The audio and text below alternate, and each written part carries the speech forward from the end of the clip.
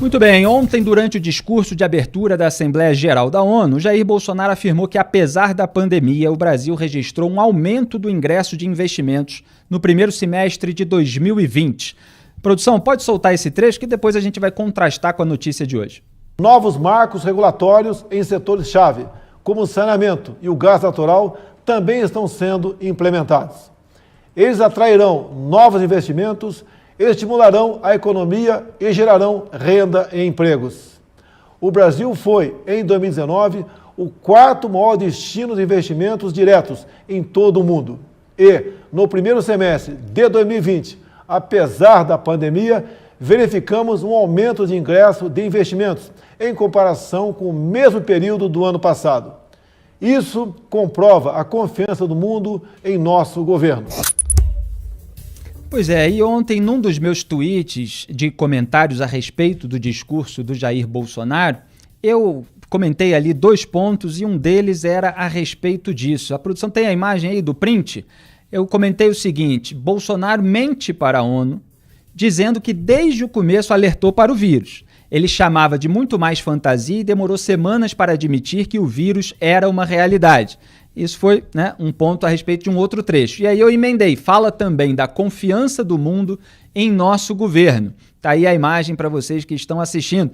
Deve ter gerado risadas internacionais. Foi a minha ironia a respeito do comentário do presidente sobre a confiança do mundo no governo dele, sendo que o governo dele tem recebido críticas severas internacionais. E há aí a situação a respeito dos investidores que eu vou comentar agora. Então, ao contrário do que o Jair Bolsonaro tenta fazer parecer, os investidores estão tirando o dinheiro do Brasil de acordo com o Banco Central, como foi revelado hoje.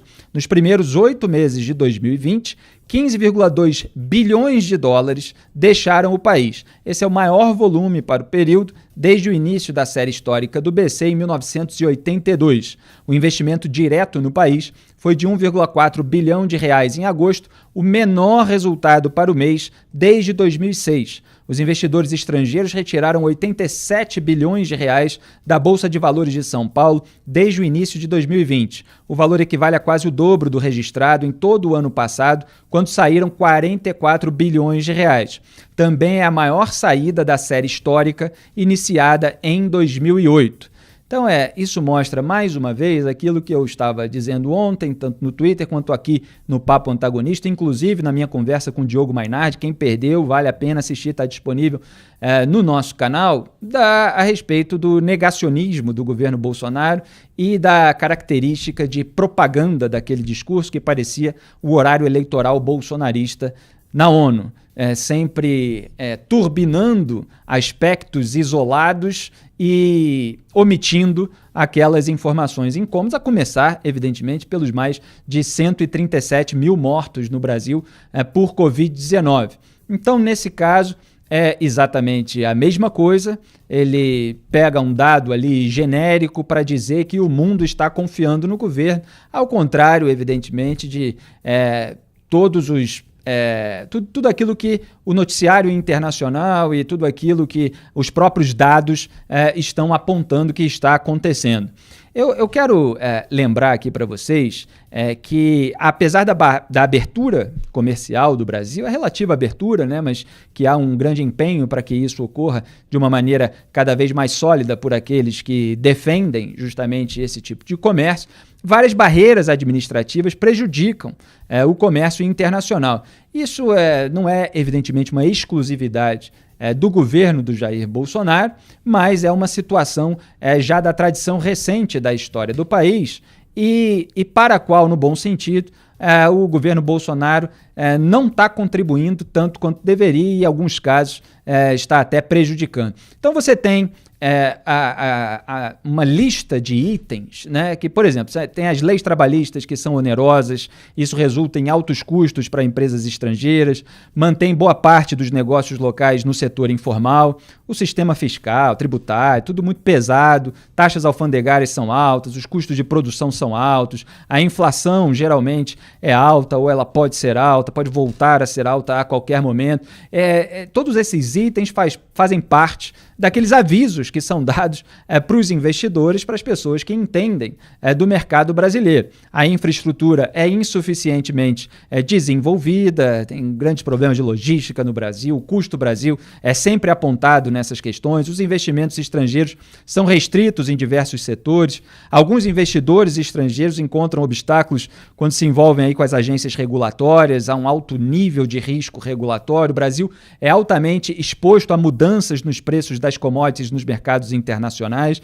Eu sempre apontei isso no caso, por exemplo, dos governos do PT, que num período de bonança, quando o preço das commodities estavam elevados, em vez de fazer as reformas necessárias para o país, para preparar o país para um eventual cenário de crise, aproveitou aquela bonança que veio em razão do Plano Real e de outras questões que o Lula, quando era oposição, combatia.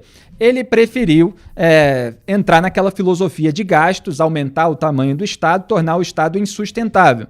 E aí, quando baixou o preço das commodities no mercado internacional, não tinha como pagar todo aquele custo do Estado inchado, problema para o qual eu sempre apontei na minha carreira e que a gente aponta também no Antagonista e na Cruzoé.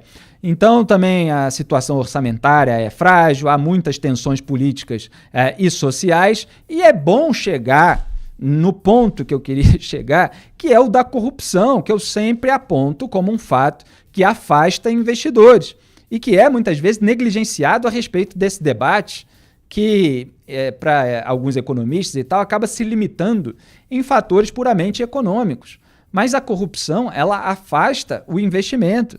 O investidor, o empresário, as grandes empresas, elas temem um país com tantos casos de desvio de dinheiro público, dessa relação espúria público-privada, com pessoas com controle do Estado vendendo favores e influência para empresários que querem abocanhar contratos públicos bilionários e aí, em troca, dão aquela fatia de milhões de reais em propina para os políticos que liberam.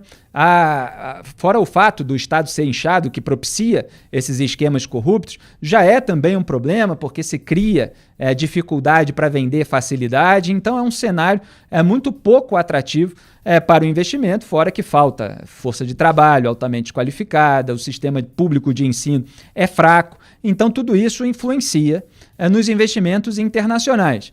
E aí o governo Bolsonaro nega a periculosidade, a gravidade do coronavírus, tenta desdenhar, minimizar o problema das queimadas, o problema do desmatamento, em vez de reconhecer a existência do problema, apontar as devidas providências, e tudo isso também gera um desgaste internacional. E aí você tem uma grande pressão contra investimentos num país que não cuida das suas florestas, por exemplo. Então, o Brasil está passando por todo esse momento e enquanto o governo ficar nessa postura beligerante e não reconhecer os problemas e apontar as soluções, as providências que estão sendo tomadas, vai realmente ficar cada vez mais difícil. A gente fala isso como quem quer o bem para o Brasil. Agora, tem muita gente no governo Bolsonaro, em todo o seu esquema de poder, que só pensa todo dia em eleição, só pensa todo dia em posar de valente para o seu eleitorado cativo. E que é uma ideia, inclusive, muitas vezes até falseada do perfil do eleitorado. Mas é aquela pose de valente para aquele eleitorado mais cego, mais fanatizado, enquanto uma boa parcela da população votou no Bolsonaro em razão da sujeira petista, sem compactuar com tudo que envolvia o bolsonarismo, que dirá hoje.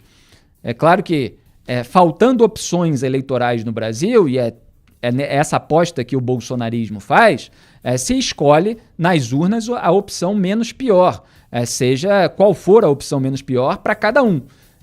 Mas é preciso que haja as devidas atitudes pelo bem do Brasil. Aliás, o ministro Augusto Heleno, do Gabinete de Segurança Institucional, disse que o governo pode retaliar países estrangeiros que boicotarem produtos brasileiros por causa do desmatamento e das queimadas. O Heleno afirmou, aspas, é uma medida que, obviamente, pode estar na mira do governo, fecho aspas. Questionado se a Alemanha também estaria na lista, ele respondeu segundo o valor, aspas, esse é um que valia até a pena, mas não quero citar países. Eu tenho muito medo de criar um problema diplomático e ser injusto até, fecho aspas. Quer dizer, se tem medo de criar um problema diplomático, por que está dizendo que esse é um que valia até a pena, né? Que valia até a pena, portanto, retaliar a Alemanha nesse caso? É óbvio que ele já cria um desgaste diplomático em razão disso, especialmente se há alguém, o que não costuma haver no cenário internacional, preocupado com essas bravatas aí de membros do governo brasileiro. A gente apontou ontem aqui no Papo Antagonista que o discurso do Bolsonaro na ONU foi ignorado por boa parcela do mundo. Lá nos Estados Unidos não teve nenhuma grande repercussão o discurso dele. Então, imagino que também que os alemães tenham problemas muito maiores do que esse tipo de bravata do general Heleno. Mas é claro que dá margem para um desgaste desnecessário, como tem dado margem para desgastes vários integrantes desse esquema de poder bolsonarista. Quando a gente fala esquema de poder, porque não são só integrantes do governo, tem os filhos, né? Eduardo Bolsonaro aí já criou vários atritos, e militantes, etc., todo mundo ali que é agregado. Na semana passada, um grupo de 8 países europeus fez um apelo para que o Brasil tome ações reais para combater o crescente desmatamento da floresta amazônica. Esse grupo, atualmente liderado pela Alemanha, enviou carta aberta ao vice-presidente Hamilton Mourão, em que afirma que o desmatamento dificulta a compra de produtos brasileiros. Na segunda-feira, o ministro afirmou em uma audiência pública no Supremo que por trás da preocupação ambiental estrangeira há um interesse oculto para derrubar o governo. O posicionamento foi reiterado ontem por Jair Bolsonaro na Assembleia Geral da ONU. Então, olha, a gente pode fazer uma lista de alegações bolsonaristas quando qualquer problema, quando qualquer sujeira é apontada entre um dos seus membros ou no governo, ou até no próprio país, e em razão da qual eles acabam não tomando providências. Então eles falam, mas e o PT? Eles falam, querem derrubar o governo, há um grande conluio contra o Brasil e tal. Então é tudo frase de efeito para blindar aquele esquema de poder de qualquer crítica e de qualquer apontamento para que ele resolva os problemas. E a gente vê aí as claques com os microfones nas emissoras financiadas pelo governo repetindo todo esse expediente típico de militantes. Como se no próprio quesito do meio ambiente, da causa ambiental, falei isso ontem e vou continuar falando. Preocupação com o meio ambiente não é uma bandeira de esquerda, senão o filósofo britânico conservador Roger Scruton não teria um livro chamado Filosofia Verde. E, obviamente, toda a preocupação que existem entre bons, grandes intelectuais americanos em relação a isso, intelectuais europeus, que não compactuam com todos os expedientes de esquerda. Então, a preocupação com o meio ambiente ela é absolutamente legítima, ela é humana, é de todas as pessoas decentes. É claro que você tem uma boa parte da esquerda que explora isso politicamente, eleitoralmente, que tenta ganhar dinheiro, inclusive, explorando com um certo alarmismo várias dessas questões. Isso existe no mundo, mas isso não tira a existência do problema, que precisa ser reconhecido e precisa ser combatido e selecionado pelo governo brasileiro. Então, sempre pelos bolsonaristas há esse recurso a associar tudo de ruim que é apontado à histeria da esquerda. E isso a gente não pode legitimar, porque uma vez que você está no poder, você precisa realizar, você precisa tomar medidas e decisões concretas para resolver problemas reais. Não basta simplesmente apontar que tudo é histeria e a gente está lidando da melhor maneira com tudo, sem mostrar efetivamente aquele trabalho feito.